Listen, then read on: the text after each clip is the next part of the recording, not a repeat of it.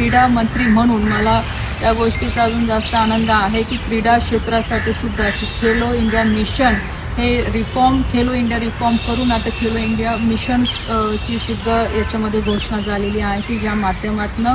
आपण स्पोर्ट्स इन्फ्रास्ट्रक्चरमध्ये खूप चांगल्या पद्धतीने काम करायचा आपण इथं प्रयत्न करणार आहे। टॅलेंट आयडेंटिफिकेशन इथं होणार आहे की जेणेकरून ग्रामीण भागातलं जे टॅलेंट आहे क्रीडा क्षेत्रातलं ते जास्तीत जास्त पुढे येईल, चांगलं प्लॅटफॉर्म त्यांना मिळेल आणि ऑलिम्पिकपर्यंत पोचायचं। मेडल टॅलीसाठी तर आपण करतोच आहे, पण त्याचबरोबरने स्पोर्ट्स कल्चरसुद्धा गावागावापर्यंत या माध्यमातून पोचेल। स्पोर्ट्स सायन्स हे एक नवीन सेक्टर आहे की ज्या माध्यमातून याच्यामध्ये अजून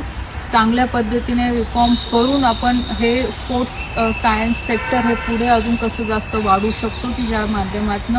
आपल्या देशातल्या ॲथलीट्सला जास्तीत जास्त फायदा त्यांच्या परफॉर्मन्समध्ये कसा इम्प्रूव्ह करू शकू जेणेकरून की आपण इंटरनॅशनल लेवलपर्यंत चांगले ॲथलीट्स जास्तीत जास्त घडू शकतो की जेणेकरून 2036मध्ये आपण ऑलिम्पिकमध्ये जास्तीत जास्त मेडल आपण आणू शकतो आपल्या देशासाठी। आणि त्याचबरोबरने देशातला जो प्रत्येक युवा आहे किंवा प्रत्येक व्यक्ती आहे तो हेल्थ कॉन्शियस मेंटली फिजिकली कसा फिट राहू शकतो याच्याकडे पण या खेलो इंडिया मिशनच्या माध्यमातून लक्ष दिलं जाणार आहे।